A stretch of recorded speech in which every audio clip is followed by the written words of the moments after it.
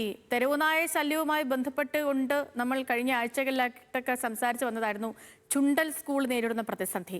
ഈ തെരുവുനായ ശല്യം രൂക്ഷമായ ചുണ്ടൽ ഗവൺമെന്റ് യു പി സ്കൂളിന് ഇന്നും അവധിയാണ്. ഇന്നലെ രാത്രി വൈകിയും നായകളെ പിടികൂടാനുള്ള ശ്രമം വിജയിച്ചില്ല. നായകളെ പിടികൂടാതെ കുട്ടികൾക്ക് സ്കൂളിലേക്ക് പോകാൻ അല്ലെങ്കിൽ കുട്ടികളെ സ്കൂളിലേക്ക് അയക്കാൻ കഴിയില്ല എന്നാണ് മാതാപിതാക്കളുടെ നിലപാട്. ലെവിൻ കെ വിജയൻ വിവരങ്ങളുമായി ചേർന്നു. ലെവിൻ, 7ാം ക്ലാസ്സുകാരിയെ നായ ആക്രമിച്ചത് മുതൽ തുടങ്ങുന്നു ഇവിടുത്തെ ഈ ഭയം, തെരുവുനായ പേടി. ആ നായയ്ക്ക് പേവിഷബാധ സ്ഥിരീകരിക്കുകയും ചെയ്തു. പേയുള്ള നായയാണെന്ന് സ്ഥിരീകരിക്കുകയും ചെയ്തു. പിന്നീട് സ്കൂളിൽ നായ പ്രസവിച്ചത് കൊണ്ട് തന്നെ കുട്ടികൾക്ക് വരാൻ പറ്റാത്ത അവസ്ഥയുമുണ്ട്. സ്കൂൾ അധികൃതർ പഞ്ചായത്തിൽ പരാതി നൽകി. ഈ നായപിടുത്തക്കാർ എത്തിയെങ്കിലും അതും അങ്ങോട്ട് നല്ല രീതിയിൽ നടക്കുന്നില്ല അല്ലേ? ഇപ്പൊ നിലവിലെ അവസ്ഥ എന്താണ് ലെവിൻ? ഇതിപ്പോ ഈ പ്രതിസന്ധി ഇങ്ങനെ തുടർന്നാൽ ഈ എത്ര ദിവസം അവധിയിൽ പോകേണ്ടി വരും? അങ്ങനെ ഒരു ആശങ്ക കൂടിയില്ലേ?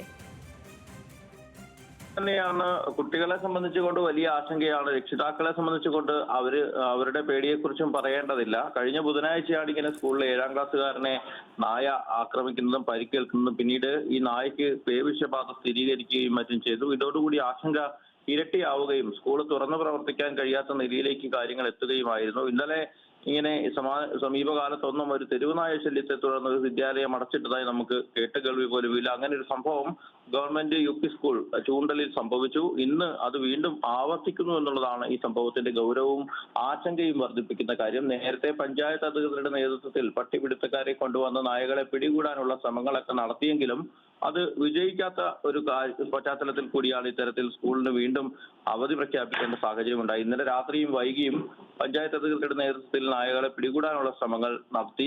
മഴക്കാലമാണ്.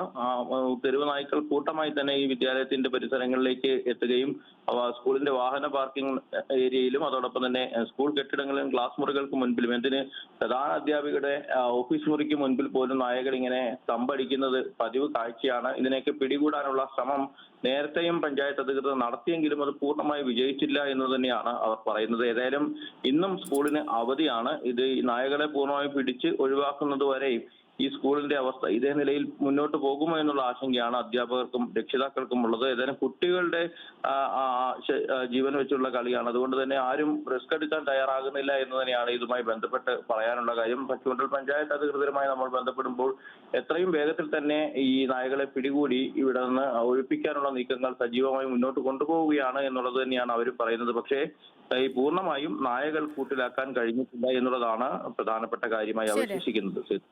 ഓക്കെ.